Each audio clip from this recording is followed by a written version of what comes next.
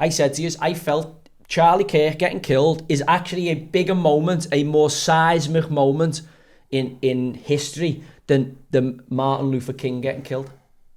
All right? It will be remembered. It will be remembered by our kids and maybe their kids as a seismic moment similar to, but I think actually way above Martin Luther King. And I'll tell you the reasons why. I think we don't know now. I think we'll know in about 5 years. No, I'll tell you the reasons why. The reasons being is he was 31 years of age. Obviously, Martin Luther King was 53 years of age or whatever like that. And you think about Nelson Mandela and what Nelson Mandela went through and how he's revered now. But both of those people were criminals. Both of those people had committed acts of terrorism, acts of criminality. Martin Luther King has got, big issues in the background if you read deeply into his adultery and his life, his sex life and prostitution. That was going on even back then. Battery of women. He's got lots of instances of that. The night before, he's meant to have been with 2 prostitutes and it filled one of them in the night before he was assassinated. All right? Now, I'm not saying when I heard him speaking is where he didn't come across as an incredible orator and a great speaker, and I can see why he was an important person in the civil rights movement. But when it comes to sanctity of his morals and how he was as a being in terms of how, did he live what he actually talked about? What he was preaching, did he actually live that life? When it comes to Martin Luther King, he actually didn't. Same with Elijah Muhammad, didn't. But when it comes to Charlie Kirk, he did. Yeah. And that's the problem. It's like the same when they talk about the Prophet Muhammad or the Prophet Jesus, whichever way you want to believe. One lives a certain type of life. It didn't kill anybody and actually was wanting to forgive his enemies and treat them with compassion. And the other was a warlord who wanted to absolutely eradicate his enemies. So which one do you want to follow? Do you want to... So Charlie Kirk type characters who actually live and breathe, being a family man, being a good Christian, trying to see the best in people, etc., etc. I think that when someone like that's taken out, I think that converts and radicalizes a lot of moderates, a lot of people who are going to sit on the fence and say, maybe this doesn't affect me. And we're seeing with the response to it, again, similar to the Black Lives Matter thing after George Floyd, the response to Martin Luther King's death was riot and loot and burn and, destruction. And we've seen again with Charlie Kirk's death, from what I'm seeing, any destruction and the graffiti and the vandalism is coming from people who are not liking, peaceful protests and people praying and people holding vigils and people going to church about... What did Kimmel say? Who? What did Jimmy Kimmel say? So Jimmy Kimmel's kind of made a joke about it. Now, there's a couple of factors at play which I found out. Are we recording here? No. I am. Yeah, good. I thought you should be. Just record it because there's some good stuff here. But this isn't the full English. This is not the full English, but we'll click into that. But while we're rolling now, the Jimmy Kimmel one's interesting because, there's a lot of things that we need to find out, first and foremost, isn't it? Like, we need to find out who was on Epstein Island because there's a lot of allegations about people who were there, people who weren't there, okay? Now, obviously, we know that the Epstein case, who the kids were trafficked to, must be high-ranking people because, nobody's been convicted other than Ghislaine Maxwell. So if you get convicted of sex trafficking children or sex trafficking girls, you must be sex trafficking them to somebody. So why has nobody been like?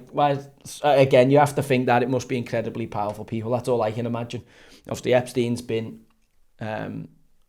bumped off or has killed himself, whichever way you want to look at it. In a locked room.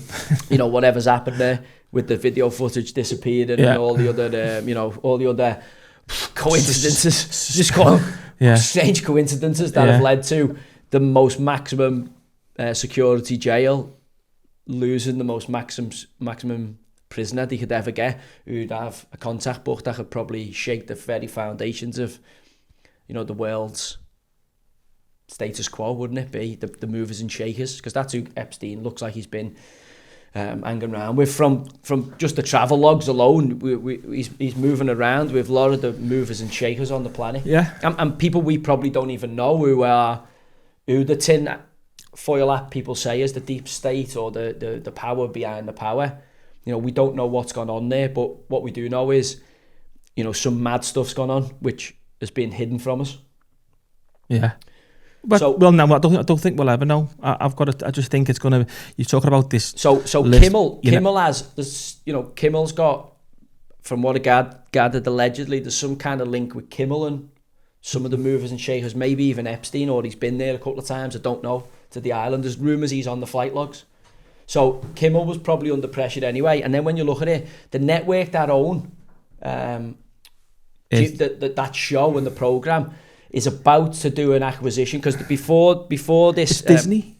All right, so whoever owns the programme, Disney, all right, they're about to do an acquisition. At this moment in time, they control 37% of the American TV audience, because that's what it's capped at by the government, by the federal government have capped it. Yeah. No one owner can own more than 37% of the audience, for fear of obviously, taking control of the media. That's maybe too much, but again, this is the problem for them. So the company that are trying to buy out Jimmy Kimmel's owning company, that own that, for $6.2 billion. If they're successful in it, they will own, I think, 45% of the television. Now, to get that deal going through, they need government approval. They need federal or government approval for the deal. Now, there was rumours it was going to be allowed. It was going to go from the 37% threshold up until 45%, because they were going to change the law. Yeah. The Trump administration. And then, obviously, Kimmel said what he said. And I think the people who were going to make money or out of this merger, or who were involved in this merger, have obviously panicked and gone, oh my God, if we don't put this fucking fire out quick with Jimmy Kimmel, then are we going to get government sign-off when this deal needs to be passed for the overall acquisition of the two big media companies that are merging? Way bigger than the show. So it's like anything, it's money that's talking. People don't want someone in the Trump administration to think that they're soft on, obviously, somebody who's affiliated with that political campaign. You know, Charlie Kirk was a big pawn in that, MAGA Christian movement that certainly swayed a lot of swing states with the new influx of young voters towards the Republicans. So when you look at it, I don't agree with anybody being cancelled for what they've said. I don't. I believe in free speech. There's obviously stuff outside that where you're inciting violence that I don't believe in. But I think, we should use words, and sometimes we're seeing that even if you try to use your words, that's not going to be good enough, because they are always going to resort to violence. And Charlie Kirk spoke about that, didn't he? The only way we get to a position of both sides hearing each other out is through discourse and dialogue and debate. Once that stops, that's usually where the bad stuff, the violence begins, which is not what we want. No. So I think, Kimmel saying what he said, I don't agree with it. I don't even think it's that bad. I've got it here. I don't think what you're saying makes sense now, because I didn't know about the acquisition side of it. And when I read what he'd said, it was like, it's... Yeah, it's not that outrageous. It's not that outrageous. It's been what he's basically said, he claimed that the MAGA gang were desperately trying to characterise the kid who murdered Charlie Kirk as anything other than one of them, just to score political points. He also said Trump's reaction, calling it immature, said this is not how an adult grieves the murder, this is how a 4-year-old mourns the death of a goldfish. Yeah, but also, let's put into context he's give Trump a bit there. Yeah, but also, and if you watch a clip in its entirety, which I have, and it's important that people get, when you watch this, you'll see why. So there's a couple of things at play there in terms of, the left. Clearly, this kid who's assassinated Charlie Kirk is mixed up. Yeah. I don't know what he's mixed up in, but he's mixed up. Yeah. There's reports he's in a kind of transgender relationship with a fairy or something. With a fairy. I mean, I don't know, but also I don't know whether you've seen this. Kash Patel and the FBI have released the dialogue between the lover and the killer.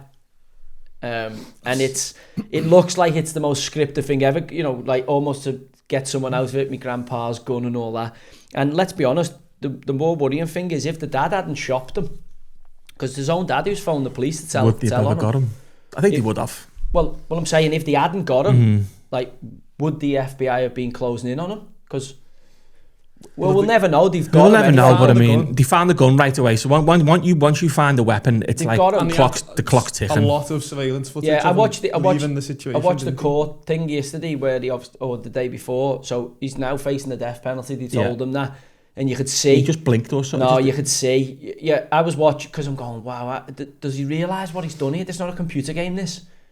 You know, point scoring and, you know, like killing Charlie Kirk to stop whatever Charlie Kirk was saying has now just amplified whatever Charlie Kirk was saying. By a way million, more than if he just left Charlie Kirk alive. Yeah, yeah. Now, you know, and this is what the lunatics out there have to realise, and we have to, which side of the aisle you sit on, or what, you know the difference between right and wrong.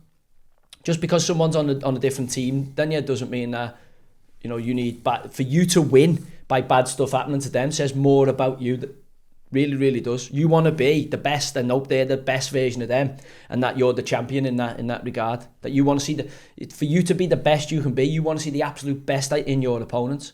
Don't want to see you be people who are an absolute pile of shit. That's what weak people do. Weak people like beating down on people who are way beneath them, which are easy wins. Strong people don't do that. They look for people who are even stronger than them to take on.